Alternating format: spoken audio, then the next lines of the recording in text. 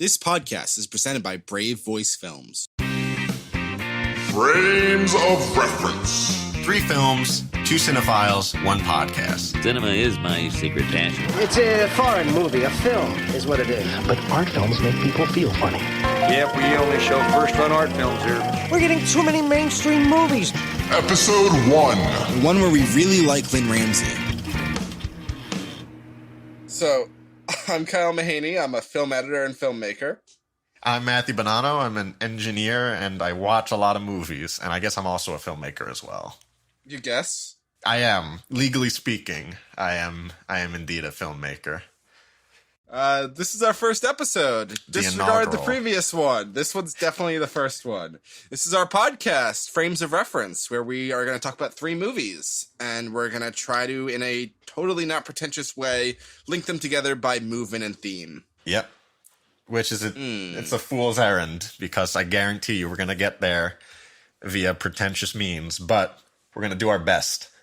Just trying to distill what makes film what it is today, how things build off of each other, and how people, go see something interesting and a little offbeat. Sure. So our format for this show is taking 3 movies, 2 of which are a little older, 1 of which is a little newer, and trying to link the 3 of them and kind of talking about the thematic or artistic connections between them in the way that film is so frequently built upon itself. Yep. To that point, the modern film that we're going to be looking at is You Were Never Really Here, which is Lynne Ramsay's new feature, starring Joaquin Phoenix. And we're also going to be looking at Ratcatcher, which was Lynne Ramsay's first film, as well as 400 Blows, which was Francois Truffaut's debut film and basically, defined French New Wave. Yeah, and starting off with You Were Never Really Here. So I saw this at Cannes last year. It's incredible. I did. I liked it a lot. It to me, it was the film that would have been Drive if Drive were good. Yeah, I think that's very fair. It's Lynne Ramsay, who's one of my favorite filmmakers, so just going to be totally upfront with that, adapting a Jonathan Ames novel. At Cannes, it took Best Screenplay and Best Actor, and it's really interesting that it didn't come out, because it sold at Cannes last year, and then it didn't come out until this year, which is interesting, because it could have absolutely been an awards consideration last year. Do you think they'll go for awards this year then? Oh, absolutely. Yeah. So Amazon is its U.S. distributor. They put it out for a limited theatrical in April. And it's now on Amazon Video as a rental.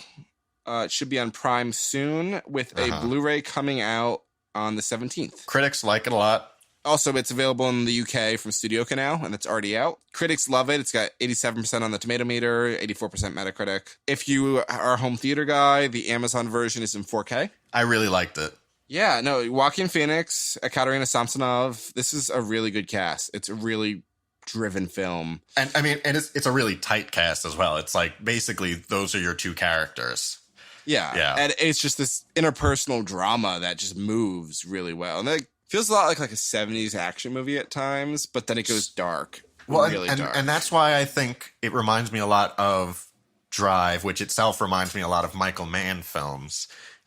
These are movies which frequently feature like a solitary male protagonist who's finding himself in increasingly horrifying circumstances, looking at a system that he thought not only that he knew, but that he mastered, and realizing that he has so much less control than he actually thought he did.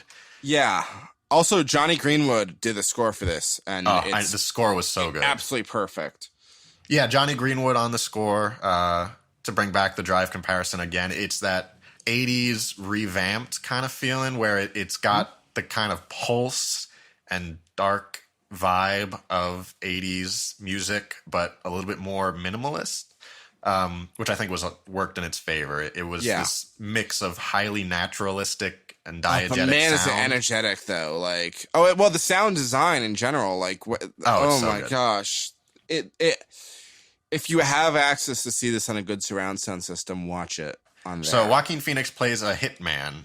He rescues young girls who are being trafficked, and kills their captors. He gets, again with the Michael Mann and Drive thing, he gets quote unquote one more job, and this one is just more he bargained for. He realizes as he's going into it and rescuing the girl and taking out the people that are responsible for this, that it goes way higher than he thought and way higher than he is capable of taking out. Yep. And kind of parallel to this, he lives with his elderly mother. He's human. Right. He's human and you're right. He's human. He's got this, he's not the highly hardened. detached. Yeah. Right. It's not this Hollywood archetype we see of the, highly detached, masculine. Mm-hmm. And so this is Lynne Ramsay, who made Ratcatcher, which we'll be talking about next, but she's known for these human stories. Well, yeah, I think what was, and we'll get into Ratcatcher, but what was interesting about You Were Never Really Here is that the hitman is actually one of the central points of humanity in the film. Yep. Which is an interesting inversion of what you usually see, wherein it's a hitman who has to navigate a human world, and the language that he has for it is really only one of violence. And I think that was a really interesting subversion of that archetype. Yeah, and Lynne Ramsay's known primarily for British realism work. Her last two films have not exactly been that, but that theme is still there. And British realism is a movement where it tends to deal with themes of the working class and class in general, and also just kind of these natural looks at human interaction. It's not very posed. It's not very... I would say, I'm going to bring in literary references now, and it reminds me a lot of kitchen sink narratives, which are, based on literally the idea that the sink and the kitchen are these central points of human interactions in lower class settings. Yeah. So that kind of brings back again that idea of highly naturalistic, very personally relatable stories, rather than a lot of what we see in films today is more of these grandiose stories. Particularly with films like Marvel, where you're increasing the scope of this your brings world. it in very small to the home. Right. And this, you can still see that. This film is incredibly stylized. Yes. It's not something we would commonly associate with British realism. Her other most recent film, We Need to Talk About Kevin, is also like that. But you still see these roots of small scenes of interaction where this could have just been a Hollywood blockbuster action movie very easily. Which I think is what makes her such a fascinating director. And Tilda Swinton said the same thing from We Need to Talk About Kevin. She was saying, basically, if Lynne Ramsay weren't the person making these films, nobody would be making them. I don't know if it's literally Lynne Ramsay's the only one, but she's such a singular voice for merging stylized trends and her roots of British realist drama to tell these really interesting stories that mix a lot of genre elements. Speaking of genre, I would add this has, and speaking of British realism, this has a lot of elements of a coming of age story. Yes. It's like a midlife crisis coming of age story, which again, I think could be used to describe. And that's also, look at Nina's character. Nina's character is very, very well portrayed. Lynne Ramsay's really good with kids. Yes. Yeah. She is fantastic at not being condescending with her child characters and just, they're their own people trying to figure out their own world. Yeah, she manages to simultaneously make them innocent and learning, and yet at the same time they know more than we or adults are inclined to give them credit for. Yep. I would argue that there is sort of a parallel of Joe's coming of age in realizing the world is so much bigger and more dangerous and horrifying than even I thought it was as a hitman who rescues trafficked girls. Yeah. And Nina's coming of age where she's abducted, she's forced into prostitution. But she's still going. She's traumatized, but she's still going. And I think that's a really interesting message. Yeah. And I think part of the parallel for her and Joe is the fact that she's the one that brings Joe to come on and to continue. When he's given up. Yeah. Right, to find life and meaning, even though he's been so horrified and left basically devastated by the loss of everyone as he gets increasingly into these toxic pits of inhumanity and violence. She is the person that actually pulls him out. I think it's a really interesting way to look at trauma as this almost this form of Right, this solidarity movement. Yeah. And that makes a lot of sense. You know, we'll talk about Ratcatcher, but that makes a lot of sense when you look at Ratcatcher and you see that these are two films by the same director that are on their face so different, but a lot of those same human roots and ideals are still there. Also, like, this film is tight. Like, oh yeah, it's short. It's 80 some minutes, and you never. It feels so tight. It has no fat on it. It just moves really well. And I think part of that's the score. Yeah. Oh, absolutely. That's what I was saying. The score being so minimalist and just every once in a while spiking on you. In addition to it moves the action forward so well, and everything is so tight. It just drives you to keep watching. Yeah. Well, so, you know, I'll say that doesn't necessarily mean it's a super accessible film on its face. You have to accept that this is not like an action movie. It still challenges you a little bit. Yeah. Like, but it's a pretty challenging film, actually. It doesn't spell things out in a super obvious way. You're going to have to think a little bit about who these people are. And that's good because it pushes you. Yeah. This is where we sound like film snobs. Right. But it is what I really am hopeful about thriller films and in sort of the modern indie renaissance of the name is we're getting a little bit away from, you know, the more dime a dozen, you know, man on the run, whatever films. Yeah. And you're getting more into these more probing psychological, interpersonal, social films of humanizing the thriller so that even though it is extraordinary circumstances that very few audience members have actually literally found themselves in, there is a human element that we can be drawn to in it. Yeah. And it ends in a way that I kind of want to see a sequel, but I never want to see a sequel. Yeah, I don't think a sequel would be appropriate. Oh, no, of course not. But, like, you can envision the future. And the envision is not dreamy, per se. Yeah. God, I keep on name dropping Michael Mann, but I really do think it's important. Oh, no, this has huge overtones of Michael Mann. This is such a Michael Mann / neo-noir film where you have the man on the run and the horrifying pits of inhumanity that he's finding himself in. But it's one of those, I mean, it's a Lynne Ramsay, very bittersweet, hopeful ending. Yeah.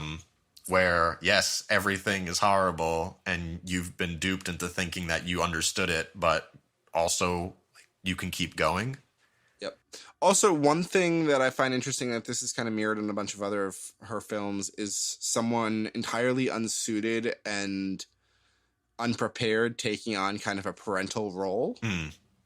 Of taking someone under their wing. We'll talk about that in Ratcatcher a little bit. Yeah, that's true. That's a good I would agree with that. That's a very perceptive way to look at it. It's kind of that theme of, you know, your parents are not around to look out for you, but people do.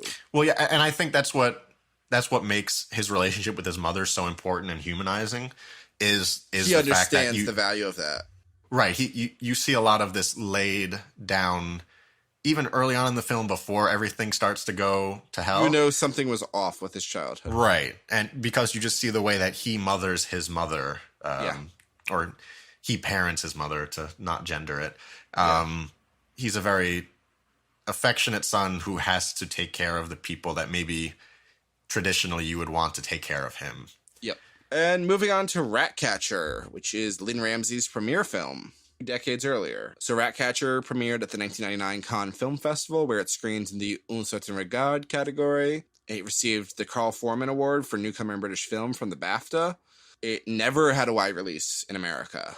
And, you know, this was the late 90s where the term wide release was basically any release. I think it only screened New York and LA. Yeah. It is kind of difficult to find. It's not on any streaming service currently. There's never been a Blu-ray. And in the US, you can get it on DVD from Criterion. And in the UK, it's on DVD from BFI. But if you're in the UK, import the Criterion DVD, because I've seen the BFI DVD. It's not very good. But it was critically acclaimed, and it's a film that... So on release, it got 84% on the Rotten Tomatoes Tomato Meter, and it has 76% for Metacritic, which seems a little low, honestly, given in the last few years how much this film has entered into conversation. Like, Barry Jenkins, director of Moonlight, has repeatedly referenced this as an influence. Sean Baker, the director of the Florida Project, is said it's one of his favorite films. Like, this is a film that's influencing the current generation of indie filmmakers. And it's kind of interesting that it gets lost a lot and that it hasn't kind of had that regard. I mean, again, I maybe part of why we wanted to make this podcast in the first case was that there is so much good cinema out there that a lot of people, including ourselves, haven't gotten a chance to see just because a lot of it has to do with how accessible it is in terms of even finding it to watch. Yeah. And one of the interesting things is almost every actor except for Tommy Flanagan, who plays the father, was an amateur actor with no prior experience. And that makes so much sense when you watch the film. Yeah, like, it's very natural. It feels super real. Lynne Ramsay's daughter, Lynne Ramsay Jr., played Anne Marie, the little sister in it. So that's interesting. She uses her quite a lot in her films. That makes a lot of sense. Yeah. I think if you looking at how her films look at family. Yeah, well, that's every single one of her films looks at family, and in a very unusual way. Ratcatcher is set in inner city Glasgow in the early 1970s during the garbageman strike, where the city is covered in filth because the garbage has not been hauled away. It's really interesting because you have this big Victorian city, and yet the houses are all projects. Right. And, like, these people are living in filth. Real filth. It's kind of remarkable that conditions were like this. Oh, yeah. In a major European city in the 1970s. I think that does a lot of work for establishing this community as this incredibly working class, insulated, but forgotten working class. Yeah, forgotten. Group of That's people. a huge thing. A huge theme is the working class people being forgotten. So the film follows. Well, at the start, we think the film follows a kid named Ryan Quinn. Is that the boy on the cover art? Yeah. It looked okay. I say it looked like him, and I was incredibly surprised by the beginning.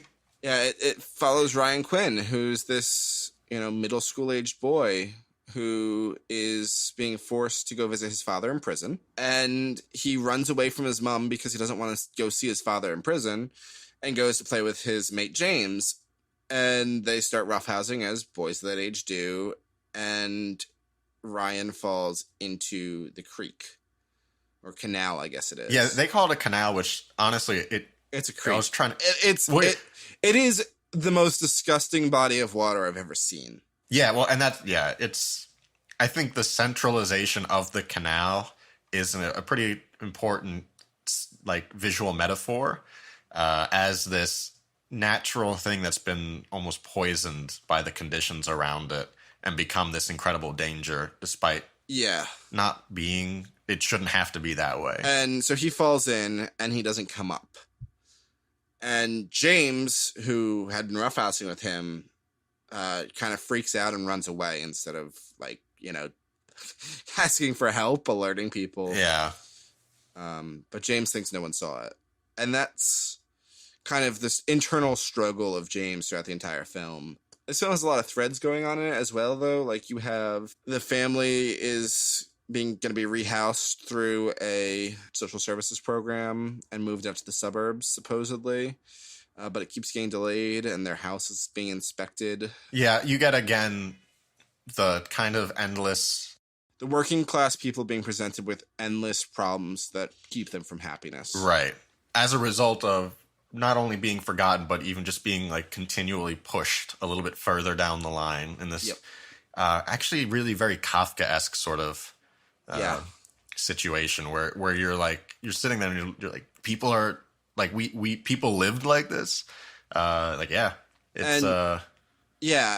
like, James is searching for something else. He doesn't really quite know. And it's really interesting how he does not fit in his family. Yeah. Which is funny because it also kind of suggests that Margaret Ann, his little sister, is also going through with that at a different stage. But this film is very clearly from James's point of view. Yeah. It's like there's hints. There's this famous sequence where he just rides the buses out to the suburbs and walks around these empty prefab houses. And like...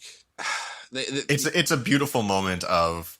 realizing what he doesn't have. Right. And this is why I think the connections between Ratcatcher and You Were Never Really Here are so interesting is it's sort of the inverse of You Were Never Really Here, where it's this beautiful moment of recognition, or not even beautiful, it's bittersweet, but it's beautiful in realizing there's this whole world out here that I have a wide open field, literally. Yeah, that I have no way of even accessing because of the conditions I was born into. Yeah.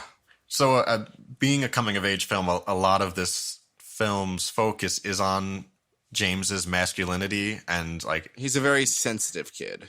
It's kind of implied that he's gay. Would you say so? Yeah, I guess that's right. I would agree with that. It's implied. There's no evidence to substantiate it, but it's implied that he's at least not as masculine as his peers are. And right. He's not... I mean, there's a scene in which he's naked with another girl, and he's infatuated with her as a person, but there's nothing sexual. Right. That was... Yeah, that scene is wonderful. And I think that's really interesting because he's kind of processing his opinions about sex. Who knows? Right. Who knows what's going on in his head there, but he's not fitting into the traditional approach for how things are perceived that a boy his age should be. Well, and I think that's what a big part of the film's conflict comes from, like a roving band of young 13 to 16-year-old hooligans who are basically terrorize everything. The list is endless. Yeah, they hurt a lot of, they bully and hurt a lot of the kids that are younger than them. There's a lot of sexual harassment and violence towards the girls in the community. It's another one of those things that is incredibly visible and incredibly unacceptable, but the community almost doesn't know how to even rein it in. And even Margaret Ann, the girl that he befriends, she is straight up being abused and harassed by these bullies, but she still allows them to sleep with her. She doesn't understand, I think, that it doesn't have to be like that and that she doesn't have to experience that. Yeah. And so that's where a lot of the film's bittersweet ideas of gender and maturity come in. And I think maturity is really interesting because James is kind of on the cusp of an adult understanding of things. Right. That's, I think, one of the really interesting things about the lack of sexuality in his friendship with Margaret Ann. But he's on the cusp where he's starting to learn how the adult world works. Right. And but he also has one of these friends, Kenny, who is very much not there yet. Yeah. And it just kind of covers that interesting time where everyone's just kind of figuring out how things actually work, and not everyone reaches that at the same time. Yeah, I certainly what kicks off the conflict in the story with Ryan's death is the fact that James almost refuses to address it in a way that is mature. He instead of, and not even necessarily to fault him, he's a kid, but he, instead of actually looking and being like, oh, he's drowning, he runs away because he doesn't have a language for it yet. Yeah. And so a lot of the film from there is him taking these halting steps out into the real world of people and understanding what role he plays there. And like in many ways, he still is a child. He still like horribly bullies his little sister. Yeah. Like he still is, fighting his mom as she's trying to comb the bugs out of his hair. Yeah, he's very much the middle sibling with a younger and an older sister. And the older sister's very detached. Yes. But it really captures a lot there of that cusp. There is, I think a lot of his relationship with his father are informed by that masculinity that we were talking about, where I think he sees in his dad, who is not quite deadbeat, but pretty deadbeat. Yeah. He's frequently drunk. He can be abusive towards, particularly towards James and towards his wife. He's very sweet to Anne Marie, though. Yeah. He enables her a little too much, actually. Oh, yeah. I think that he reflects a lot of someone who himself has struggled to come out of where he's from. And in a way, he kind of does. He's rescues another child who later in the film falls in, which kind of shows to James how things could have gone differently for Ryan Quinn. How things could have gone differently, and it's one of the pockets of humanity that sort of shines brightly in all of these other horrible circumstances. Yeah. Is the fact that there is still this community here that does at their root care about each other and want to improve their conditions and just don't have the means to do that. Yeah. Partially as a result of their own sort of, I don't want to say as a result of their own immaturity, because there are certainly enormous economic and systemic as a result of the barriers systemic barriers that prevent them from playing the way that things should play. Right. But at the same time, at one point in the film, some council members come kind of surprise James and his father to talk about the new house and to make sure that their living conditions indicate that they would, be a good fit for the suburbs or whatever.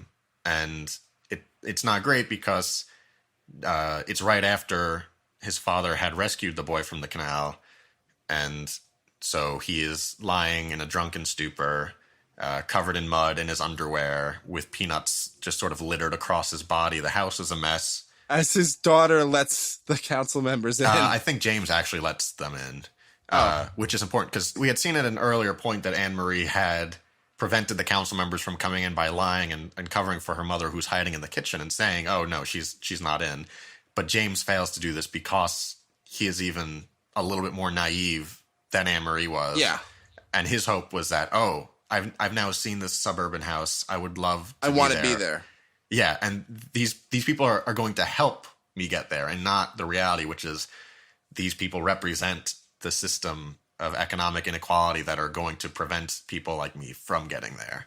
Unfortunately, his father blames him for that, even though part of it is, the father was lying there in his underwear drunk. Yeah. It's this offloading of those responsibilities onto the child because the father has failed to develop the tools to handle those situations.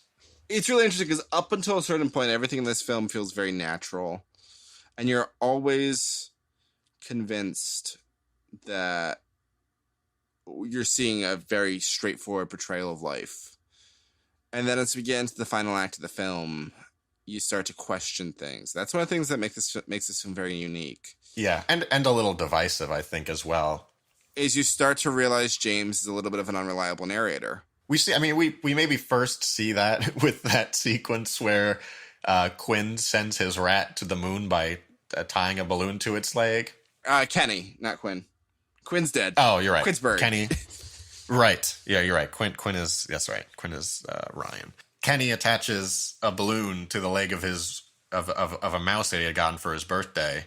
And he, that mouse flies away, and then we're treated to like lunar landing looking videos of just mice colonizing the moon.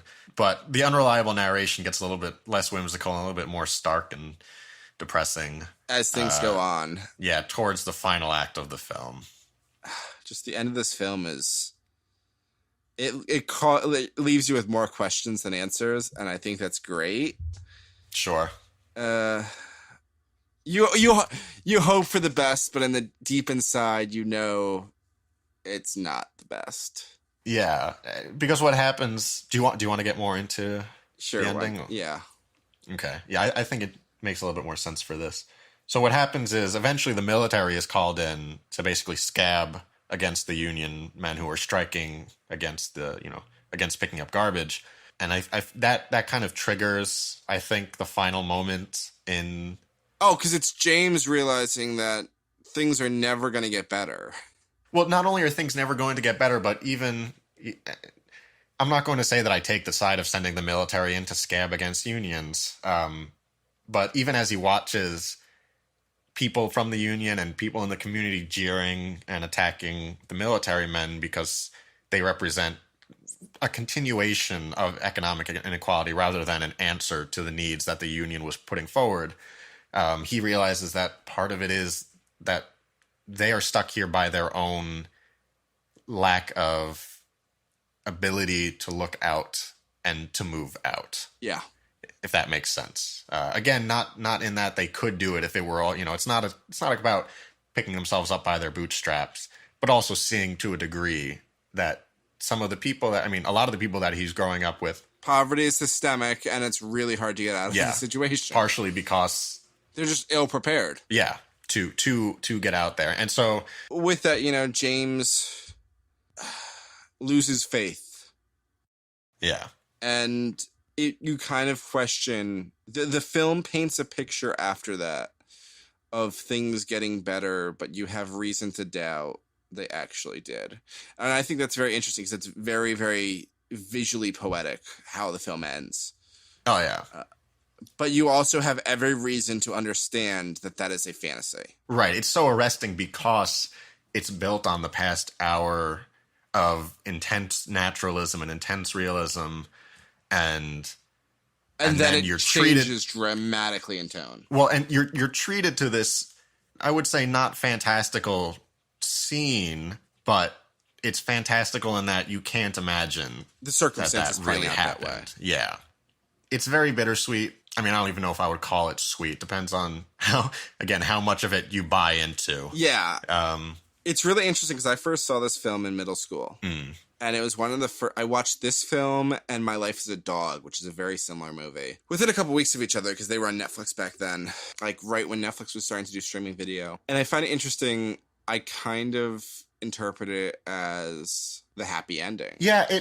And as an adult, I don't see that anymore. Yeah, I'm trying to think what exactly. I still am not certain what I even necessarily think of the ending, tonally. Yeah. But I think it fits in with childhood of, you escape. You claw away and escape. And James goes back in those last few minutes, he goes back to one of those childish moments of balling up and escaping because he has not matured. He is enlightened. This is the same as the next film we're going to talk about, the battle between childhood and enlightenment. But he is enlightened, but he does not have the emotional maturity to handle that. So he balls up and goes to this escapist world.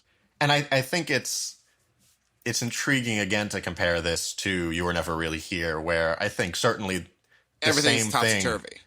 Well, so I would say that Joe was going to basically do the same, react the same way that James did by refusing to confront it and instead basically just removing Nina himself from it. pushes him on. Right. Is that he has somebody else to draw him out of that. And for a while, I think it seems like Margaret Ann could be the person to do that, but I think she's similarly uncertain of how to do it, and I think she's also very equally trapped. Yeah. Yeah, trapped and traumatized similarly. Yeah, and I think Anne-Marie, the younger sister, is a really fascinating character in this because she's someone who is just handling things better than he is. But she also does that. She also clicks back into that childish mode. She's a little better at, but she has, she's a little bit more able to confront reality and even a little bit like her oldest sister, whose name I can't remember. I think it's Ellen. Yeah, Ellen. Even like her oldest sister, Ellen, I think part of it is that she's able to detach and even almost exploit the situation and understanding that she is, like, as a young girl, she can get away with some stuff. Yeah. And James is almost too naive and too much of, quote unquote, a failure of a boy as this masculine figure to do the same thing. Yes. She can, escape into Tom Jones music and just kind of play her cards without being pressured to prove herself.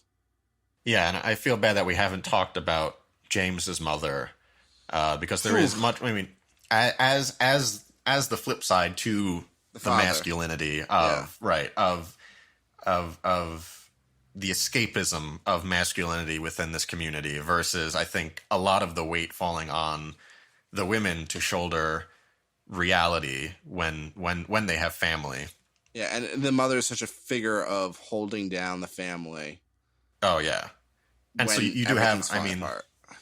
Yeah, you have this beautiful scene where she is dancing with her kids to, it's not Tom Jones. In fact, she turns off Tom Jones much to Anne-Marie's sadness. Yeah, it's some big band crooner. And they just dance. And you can see, I mean, it's not escapism in the same sense as sort of as Ellen is taking by literally detaching herself and running away. Yeah. but it's escapism in the same sense of finding those Savor the pockets little of moments. humanity. Yep. Right. And, on the flip side, she's also like incredibly sensible. She doesn't have, the father talks about, when we get our house. She is very much, Ryan Quinn is dead. His mother's offering you his shoes that were never worn. You need to take them, but they don't fit. Well, make them fit. Yeah. Yeah. She understands she's the one that, her place in the world. Yeah. And she's the one that shoulders that. Yeah. And I do think, going to the implication of James being gay, I think it represents sort of the missed opportunity that if only he had been given a little bit more freedom to be masculine or to not meet masculine standards, he could have approached it with the same sensibility of his mother with.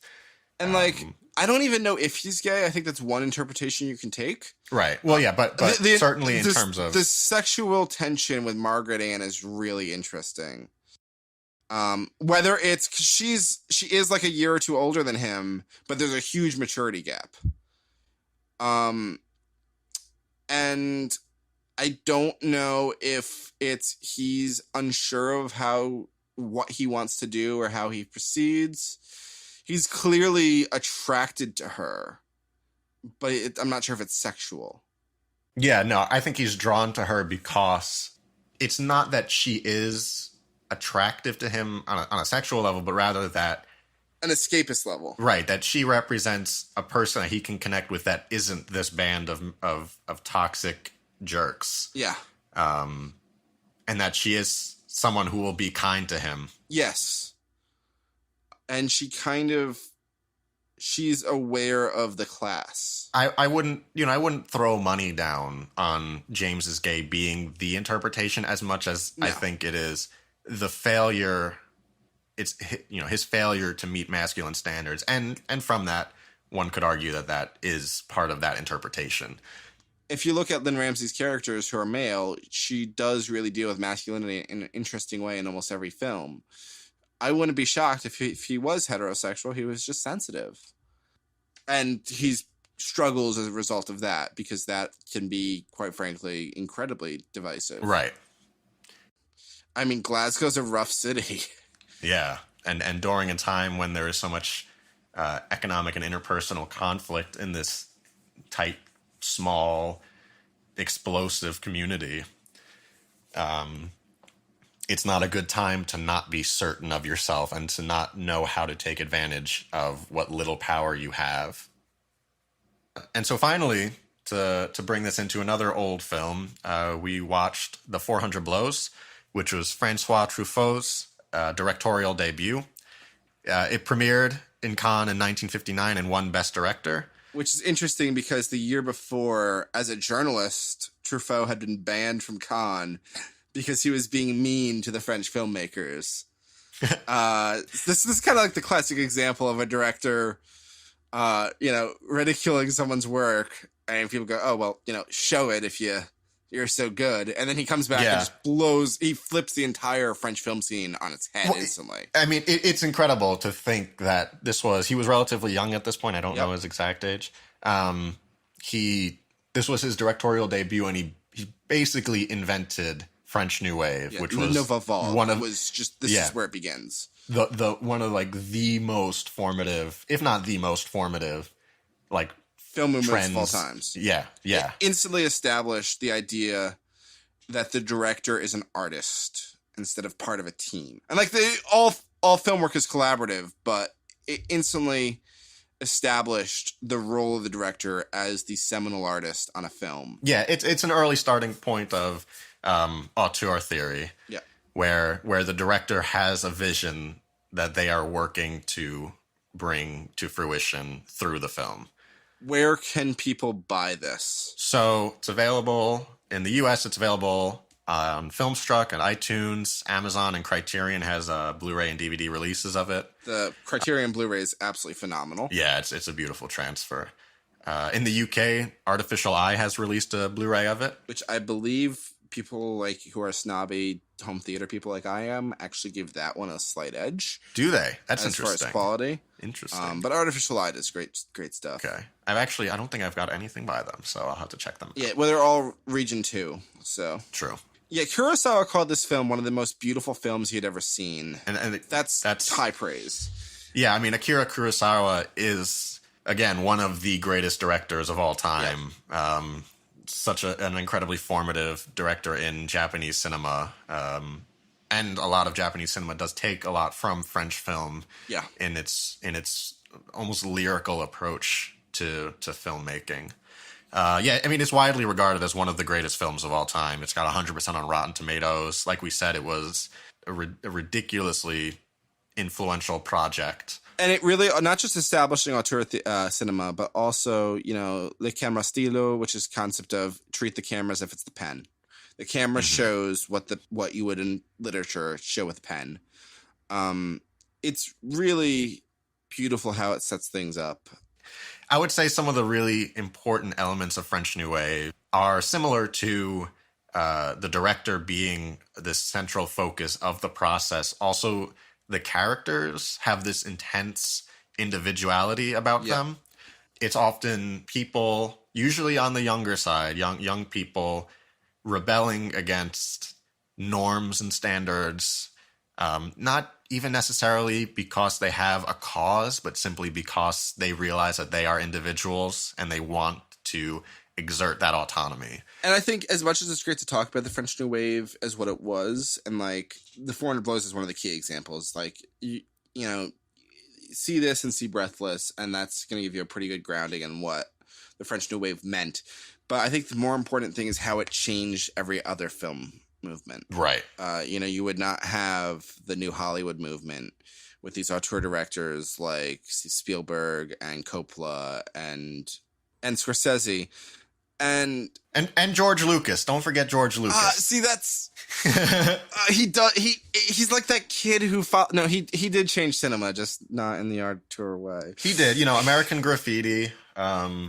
Star Wars. Star Wars is a yeah. hugely influential film, and it's incredibly important. Yeah, what it is now. I'd say the links to Kurosawa are stronger than the links to Truffaut. Yeah, but even you look at British realism, which is Ratcatcher and its predecessor Kess, grew entirely out of this. Like, this is the turning point for this old Hollywood studio system, or even prior French film, where it's kind of done by the studio. It's it's intensely sentimental. Yep. There's not a lot of probing that goes into. You don't have to think. What much. is this film saying? It's entertainment and entertainment for entertainment value, and that's okay. Like, that's great. Yeah, but if you want something that's going to challenge you a little bit, it's never going to really fulfill that. Right, and that's really what French New Wave did, and that's why we speak of it. And that's not to say it was the first film to have artistic merit. I mean, oh yeah, no, absolutely, absolutely not. Look at what Orson Welles was doing. Look at what Hitchcock was doing in Britain at the exact same time. You don't think? Truffaut very famously admired Hitchcock. D.W. Griffith was intensely racist, but he also did have a good understanding of the role of the director in creating artistic vision, even though it was. And I think this is just such a great example that film is an evolutionary medium, because that vision gets stronger and more concrete and more unique with progressively. And hopefully less racist. I mean, can you really get less racist than Birth of a Nation? I mean, can you get more racist? I think you can definitely get less racist than Birth of a Nation. Yeah. One would hope. But yeah, so the 400 Blows. I'm gonna add that, speaking of Spielberg and New Hollywood, I would argue that really what Francois Truffaut is best known for is his role in Close Encounters of the Third Kind. That's my crusade. Wait, what? All right, back to you, Kyle. Sorry, what? Yeah. Truffaut was in Close Encounters of the Third Kind. Why did I not know this? He was the French. Oh my gosh, he is. You're right. Yeah. Sorry, I never connected that. That's what I'm here for. I'm here to make the connections that everybody else is too afraid to. Wow. I didn't really like Close Encounters that much, but I love Close Encounters. Was one of those films for me growing up that I just absolutely loved.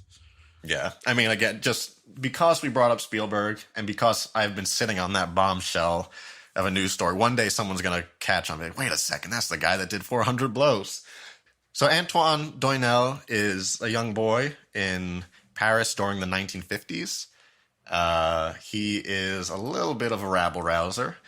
And when I say a little bit, I mean he does a lot of truancy. He cheats. He's pretty...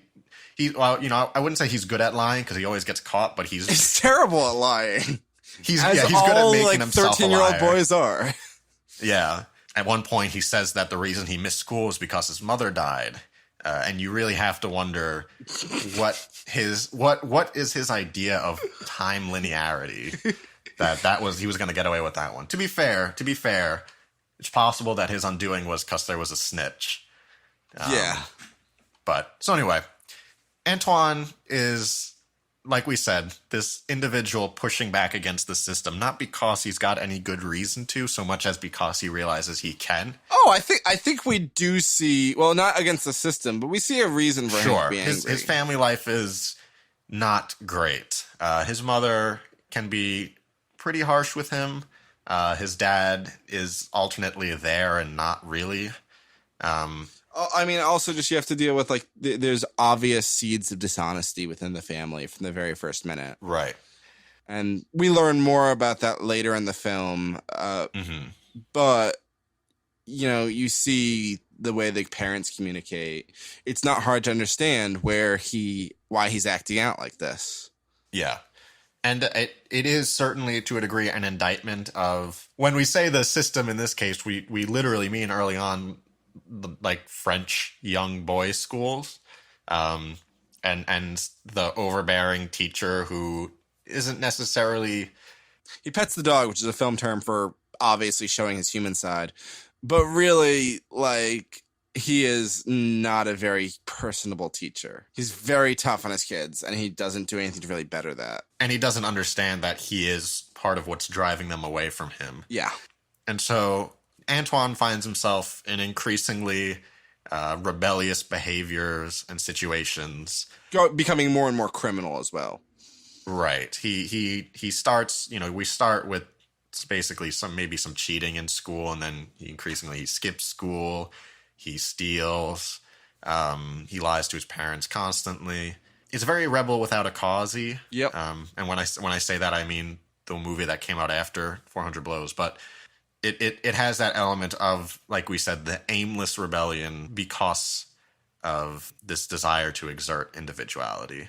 And, like, everything builds off of it. Like, so he's initially caught. Everything, obviously, you have this dishonesty in the home, but things are going pretty well for him. And then a classmate passes him a pinup photo, and he gets caught with it. So he gets in trouble. So he skips school because he doesn't want to talk about it with his parents. So he has to make up. So he cheats on his paper. So he runs away. So he makes up this lie. Like, everything snowballs, and he doesn't know how to control his circumstances. Right. And he just can't get a break. I think that's the core theme of this film is he cannot get a break. Yeah. And I think an important point in the film is the realization one day when he's skipping school, he's out and he sees his mother with another man. That is not his, well, I guess actually not his father, is his stepfather. But he sees his mother with a man who is not her husband. And that's not when everything has started to go. That's a little after everything started to snowball, but that's, I think, an important turning point for realizing. He goes from a boy playing hooky to a boy who has given up on fixing things. And the realization that this adults play by the same rules as he is, or not play by adults play the same game that he is playing, which is breaking rules and pretending they're not. Yeah.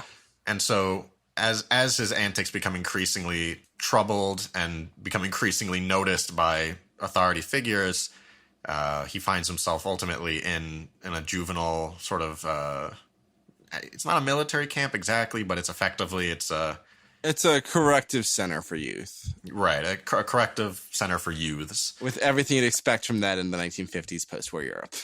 Yes. And we really, we have all these monologues with the psychiatrist where we kind of understand, like, the problems in the home. Right. That led to him acting out. And we understand how his parents had kind of misrepresented his behavior. Yeah, I would correct myself. I had said that in this case that it wasn't that he had good reason to rebel, but what I should have said is he's rebelling because he's realizing that this is the system in place. Yeah. And it doesn't benefit him or other people in it all that much. You know, it's one of the most famous film endings of all time. He finds a way to escape and he runs. It's a wonderful ending. And it's interesting because they established pretty frequently that the boys who run away get caught. Mm-hmm. But we end on him at the seashore, which is something he's always wanted to see. You know, it's, again, this kind of very similar to Ratcatcher.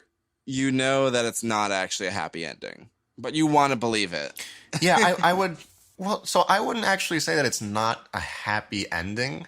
It is, I think, the way that I would describe it is we've established that boys that run away get caught. I think that's an important hook. But once he runs away and once he sees it, once he sees freedom, and even if it's not everything he wanted it to be, there's still that moment of sort of bewildered self-satisfaction where he realizes that he has grasped what he's been trying to reach for all this time. Well, that's also like he's constantly running throughout the film. He runs away from everything and he's constantly like searching for something. It's been established from the very first minutes of the film that he wants to see the seashore. He finally gets there and then he stops. Right. Because he doesn't know what to do now. Yeah. Yeah. What movie is that? What movie is it where he's like, oh no, that's The Dark Knight. Ooh, getting my real art film credits in. He's a dog chasing cars. He doesn't know what to do now that he's got one. Yeah. And so it is. I wouldn't call it a sad ending. It is bittersweet, but there is also, I think there is an important moment where he has gotten what he wants. Yeah. And also I think he's realized there's more to life. And so, yeah, he's probably going to get caught. He's probably going to go back there, but he's seen the world as much as running gotten from the taste of it. This coastal French town. Yeah. And that's similar to what another boy who is notorious for having run away tells him, is that even if you get caught, running away was worth it. Yeah. Because you have that moment of having it. I think one thing that's really interesting about this film is the fact that it's basically autobiographical for Truffaut's childhood. And which is, it helps the ending because you know that Truffaut, with a lot of struggle, did make it. That's just an interesting factoid that, like, it shows how much we remove the humanity from juvenile offenders and how much we minimalize them and how mistreated they can be. But it also shows that resilience that, you know, if you inspire someone, they can push through and they can make it. I think it's interesting to contrast it to Ratcatcher, where James and Antoine have opposite problems in that James is sort of unable to reach out and grab it, and Antoine is all too capable. Yeah, and just not aware. Right. They're both very classic coming-of-age films, but they come at it from a slightly different lens of what coming-of-age means and what it means once you've gotten there. Or if you've even gotten there. Yeah. Also, like, if you look at the class issues, you know, yes, there's a lot of dysfunction in his family, but they put on a good front of being happy, and money is talked about a lot, but not in the same way it's talked about in Ratcatcher. Yeah, it's... You know, they're not living on a thread. They're definitely working class. Or actually, it's even probably middle class. Yeah, I mean, his father works as a... Right. Works in an office. And, yeah. I think, but it frames, you know, they're definitely middle class. Their apartment is very small. At the same time, at that, they're doing okay. Antoine's bedroom is the first room in the house. Yeah. And you have it set against, you know, the Ninth Ward of Paris, which is incredibly gorgeous and bourgeois. And they're just, you know, they have a very simple existence. Yeah, I think there's a lot of great cinematic language that goes in the film. There's a lot of focus on the architecture. Yep. As that visual representation of systems. Even just the opening where, you know, it's kind of a point of view of someone in the back of a car just not in control of where they're going and just kind of driving around. Right. Again, not dissimilar from Ratcatcher's bus scenes where... and I think both of these are kids trying to have control over their circumstances. That is the core movement. Yeah. It's a beautiful film. Like, the cinematic language is amazing. The repetition of certain themes is really poignant. It's essential viewing. Yeah, and it is idealistic a little bit in ways that Ratcatcher refuses to be. Yeah, well, that's kind of what I was trying to get on. It deals with class where, yeah, they are not as poor as the family in Ratcatcher. But it also deals with class where it kind of accepts the system while Ratcatcher rebukes the system. Right. It doesn't quite... Antoine's best friend is upper class, very upper class. And it kind of shows Antoine's father goes to work. His best friend Renee's father goes to the races. Right. Like... Yeah, Truffaut doesn't quite get to... I don't think he quite gets to realizing... Or not necessarily realizing, but the focus of the film is not as much on the economic system that puts it in... But it's that nice puts undercurrent. the people in this place. Right. It's more of the authority system of the school and of the parents and of the juvenile correction facility. Yep. Rather than the economic conditions themselves. All right. Yeah. That's you should check out these films. They're all fantastic. Yes, for sure. Like every single one of these films is must watch. You know, a lot of people, like Kyle was saying, it's like probably very likely that You Were Never Really Here will end up on Prime Video. So that might be it will. It's just a matter of time. Yeah, that'll probably be a really easy way to check it out. And the other two are also, well, Ratcatcher's a little bit harder to find, but 400 Blows, I'm sure you can find it somewhere on the internet. Ask your local library. They probably have it. 400 Blows, yeah, I would say for sure. On our next episode, we're going to be watching Chloe Zhao's new film, The Rider, which is coming out on streaming services and Blu-ray very shortly. And we're going to be tying it into other films that have dealt with kind of Midwestern American land, like an actual dedication to the land and also the themes of Native American peoples. We're going to be watching Terrence Malick's Badlands, which is a brilliant film. Yeah. And folks love Terrence Malick. Everyone loves Terrence Malick. Except for when Terrence Malick becomes too Terrence Malick. And for our third film, it's a surprise. And by surprise, we mean we might not really know what it is yet. So you should email us saying what you think we should watch. So if you have any suggestions, recommendations, or feedback for us, we'd love to hear it. You can email us at framesofreference@bravevoicefilms.com. And don't forget to leave us a review on iTunes and Google Play. Those 5-star reviews really help us become more visible. I mean, if we're 5-star worthy, if you listen to these guys are a bunch of crap. Yeah. Check out some awesome film podcasts that are definitely better than us. The Criterion Cast, Linoleum Knife, Fix a Flick, and Film Spotting, and Fighting in the War Room. I'm Kyle. I'm Matthew. This has been a production of Brave Voice Films. Thanks for listening, you nerds.